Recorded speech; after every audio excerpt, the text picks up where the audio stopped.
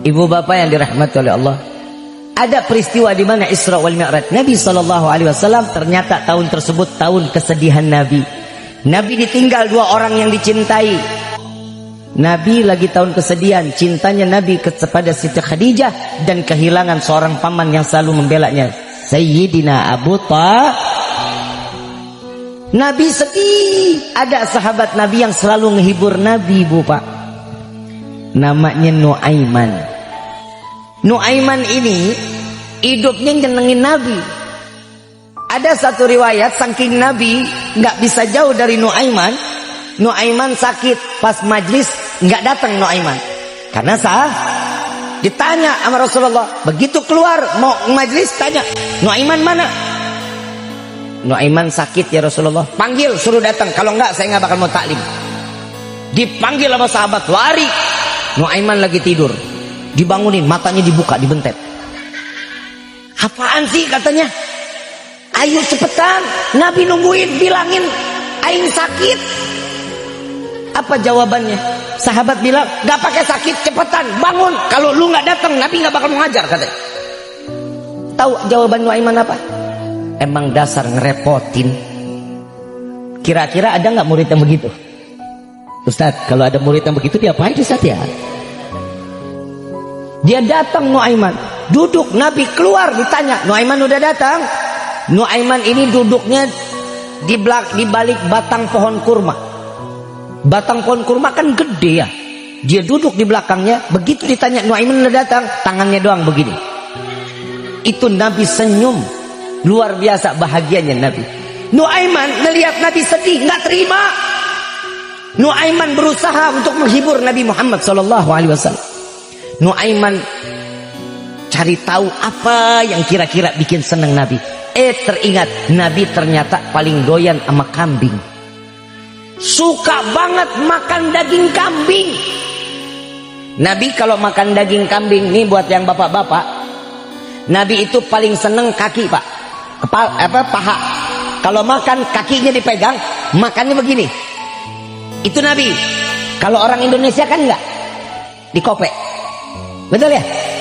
Itu sunnah cara makan kita seperti itu sunnahnya Nabi. Paham ya? Nuaiman ingat Nabi suka kambing, datang ke sahabatnya di pasar. Wahai sahabatku, saya pengen cari kambing yang paling bagus katanya. Ada? Dikasih. Berapa biji? 2 ekor. Dilihat kambingnya seger-seger, semok-semok. Bawa. Buat siapa? Buat Nabi. Betapa mulia engkau Nuaiman. Anterin Nabi ya. Iya. Duitnya mana? Entar. Jalan dia. Begitu sampai depan, pengen sampai depan rumah Nabi, Nuaiman ngumpet di tembok. Ternyata Nuaiman udah ngomong sama yang jual kambing nih. Begitu sampai ke depan, pintu ketok. Assalamualaikum ya Rasulullah. Waalaikumsalam. Dibuka sama Nabi dengan wajah yang sedih Nabi. Melihat 2 ekor kambing. Lalu ini orang sahabat Nabi bilang, ya Rasulullah, ini dapat hadiah dari Nuaiman. Senang Nabi, ya Allah Nuaiman perhatian. Diambil, terima kasih. Mana Nuaimannya? Tadi jalannya Rasulullah ke sono. Oh gitu, salam sama Nuaiman. Nuaiman nengok aja dari balik tembok. Begitu lagi ditengok, lihat Nabi senyum, Nuaiman senang luar biasa. Alhamdulillah saya ngelihat Nabi senyum. Begitu kambing diterima, ini orang yang nganterin gak jalan-jalan. Ditanya sama Nabi, mau apa lagi? Ada lagi yang diperluin? Uangnya ya Rasulullah katanya. Ternyata Nuaiman beli kambing hadiah buat Nabi, yang disuruh bayar Nabi. Nabi tersenyum, Nabi panggil Sayyidina Abu Bakar untuk membayar kambing ini. Coba bisa kebayang, kita punya murid begitu, gua cekek. Mana lagi gak punya duit, pakai bilang ini kambing buat hadiah. Ini Nuaiman. Dan di saat itu Allah tahu betul bagaimana caranya memuliakan, memberikan kegembiraan kepada Nabi. Nabi adalah seseorang yang mencintai Allah Subhanahu wa taala, dan Allah lebih mencintai Nabi Muhammad sallallahu alaihi wasallam. Diundanglah. Kalau orang dicintai, dengan ketemu orang yang dicintai kan senang. Betul nggak? Bu, maaf saya mau tanya. Ibu lagi jalan, ngelihat rumah calon suami, Senang gak? Deg-degan gak? Genit lu? Bapak saat lewat rumah si Eneng bawaannya pelan-pelan. Kenapa? Harapan Eneng keluar mau buang sampah juga gak apa-apa. Kenapa? Karena ngelihat orang yang cintai. Sekalipun gak keluar ngelihat pagar doang senang hatinya. Kenapa? Rumah orang yang kita cintai.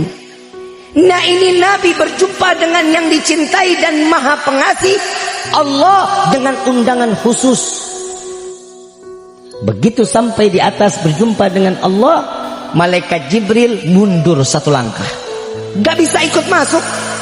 Wahai Jibril, kenapa gak ikut masuk bersamaku? Sedangkan di dunia, di bumi, engkau mengajakku, engkau menemaniku. Begitu aku ingin berjumpa dengan Allah, engkau tinggalkan aku sendiri. Apa jawaban malaikat Jibril? Ya Rasulullah, jika kakiku melangkah satu langkah lagi, maka akan hancur jasadku. Bukankah kau diciptakan dari cahaya? Iya, tapi aku bukan diciptakan dari cahayanya Allah. Bagaimana denganku wahai Jibril? Aku tercipta dari tanah. Apa jawaban malaikat Jibril? Wallahi ya Rasulullah, engkau diciptakan dari sebagian cahayanya Allah subhanahu wa ta'ala. Di dalam rawi Sumtud Durar yang dikarang oleh Habib Ali bin Muhammad bin Husain al-Habsyi, beliau mengatakan nurun faqa kulli nur, cahaya di atasnya cahaya adalah cahaya Nabi Muhammad sallallahu alaihi wasallam.